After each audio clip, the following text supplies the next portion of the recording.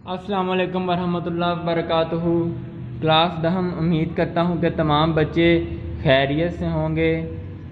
آج 13 جولائی 2020 بروز سوموار ہمارا موضوع اردو ادب میں عید الفطر ہے۔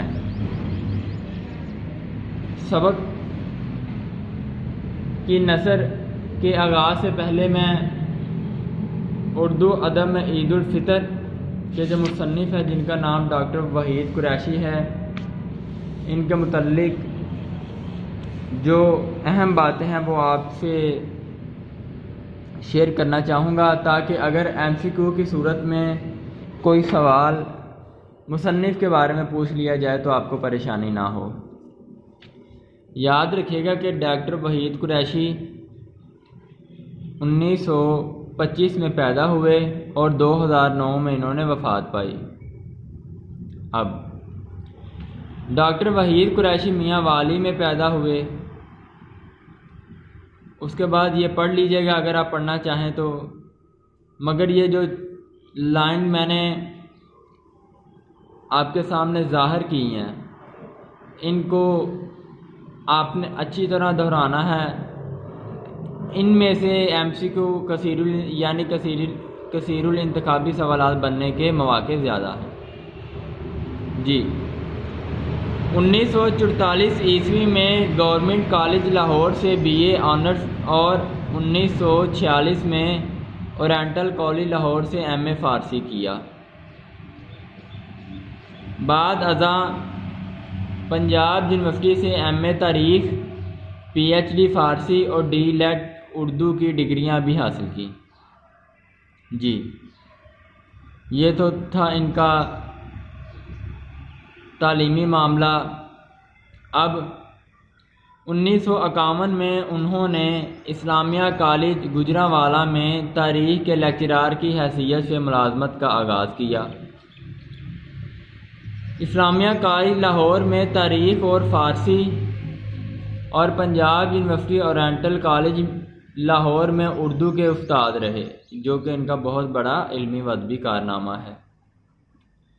پنجاب یونیورسٹی میں مختلف مناسب منصب کی جمع منصب عہدے کو کہتے ہیں، یعنی کہ پنجاب یونیورسٹی میں یہ صدر شعبہ اردو بھی رہے، پرنسپل اورینٹل کالج بھی رہے، ڈین کلیہ علوم شرقیہ و اسلامیہ پر بھی فائز رہے۔ جی اس کے بعد 1983 سے 1987 تک مقتدرہ قومی زبان اسلام آباد کے صدر نشین رہے۔ یہ اہم باتیں ہیں۔ اس کے بعد آپ نے ان کی تصانیف ذہن میں رکھنی ہیں، جو کہ آپ اگر پیراگراف تشریح کے لیے آ جائے تو اس میں بھی لکھ سکتے ہیں۔ ڈاکٹر وحید قریشی کی تصانیف میں اساسیات اقبال، نظر غالب، کلاسیکی ادب کا تحقیقی مطالعہ، اقبال اور پاکستانی قومیت، مطالعہ ادبیات فارسی،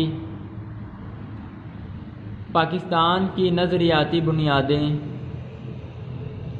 مقالات تحقیق،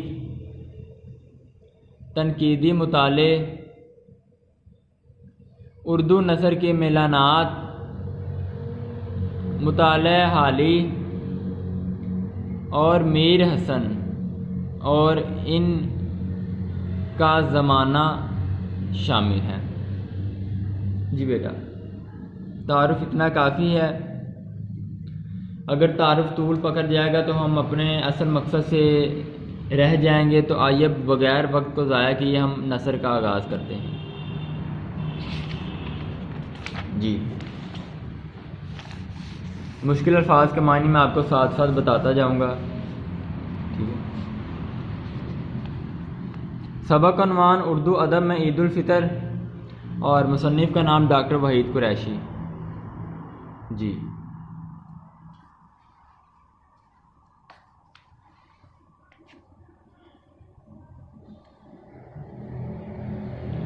عید کہتے ہیں خوشی کو، فطر لفظ فطرانے سے نکلا ہے، ٹھیک ہے۔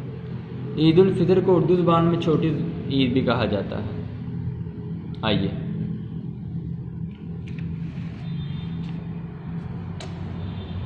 اردو کی غزلیہ شاعری۔ غزلیہ شاعری ایسی شاعری جو غزلوں پر مبنی ہو۔ میں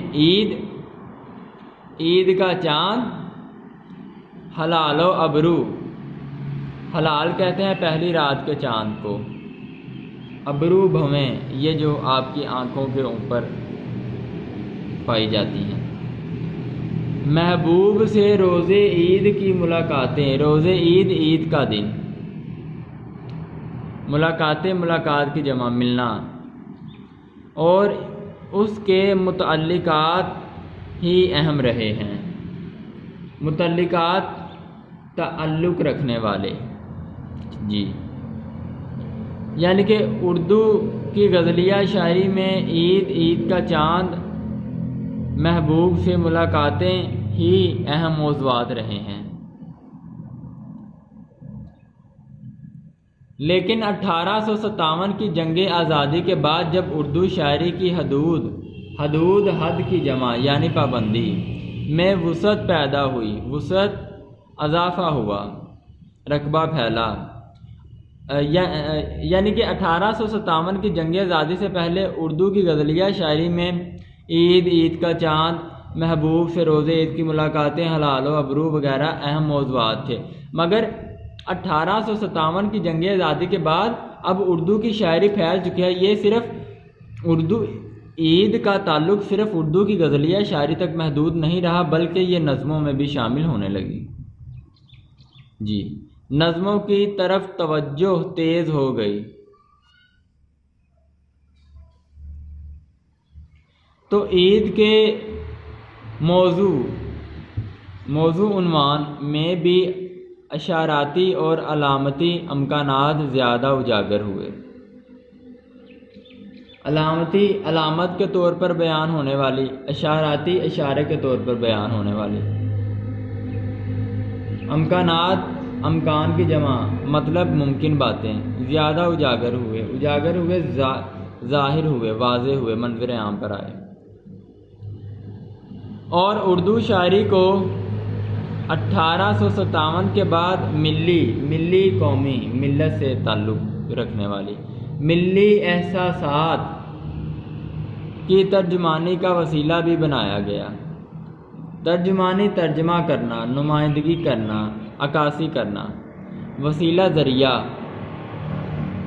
اور اس طرح مسلمانوں کی فکری زندگی فکر کے متعلق زندگی، فکر سوچ کو کہتے ہیں کہ خط و خال، خط داڑھی کے نقشے کو کہتے ہیں اور خال چہرے کے نقشے کو کہتے ہیں۔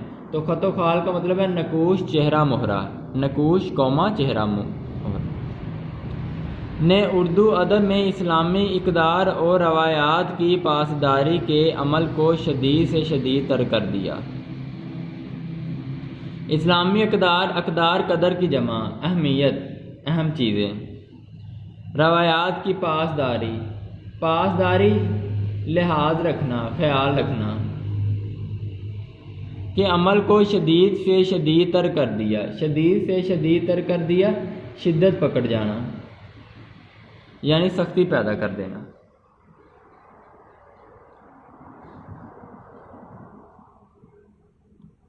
اب بیٹا دیکھیں یہ جو پیراگراف آپ کو دیا گیا ہے اس میں مصنف ڈاکٹر وحید قریشی نے اردو ادب میں یعنی کہ اردو موضوعات میں عید الفطر کے متعلق یا عید کے متعلق اپنا خیال واضح کیا ہے۔ ڈاکٹر وحید قریشی لکھتے ہیں کہ اول تو اردو کی غزلیہ شاعری میں ہی عید کا چاند، ہلال و ابرو، محبوب سے روز عید کی ملاقاتیں اور اس کے موضوعات کو شامل کیا جاتا تھا۔ مگر 1857 کی جنگ آزادی کے بعد جب اردو شاعری میں وسعت پیدا ہوئی، نظم گوئی کا آغاز ہوا، نذیر اکبر، اعلیٰ آبادی جیسے شعراء کرام نے نظم گوئی میں اقبال جیسے شعراء نے نظم گوئی میں اور دوسرے مفکرین اور شعراء نے نظم گوئی میں شاہکار نظمیں لکھیں تو اس طرح اردو شاعری میں وسعت پیدا ہوئی۔ غزلیات بھی جاری رہیں لیکن لوگوں کا زیادہ تر امکان اور لوگوں کی توجہ نظموں پر بھی خوب پڑنے لگی۔ پس اس کے بعد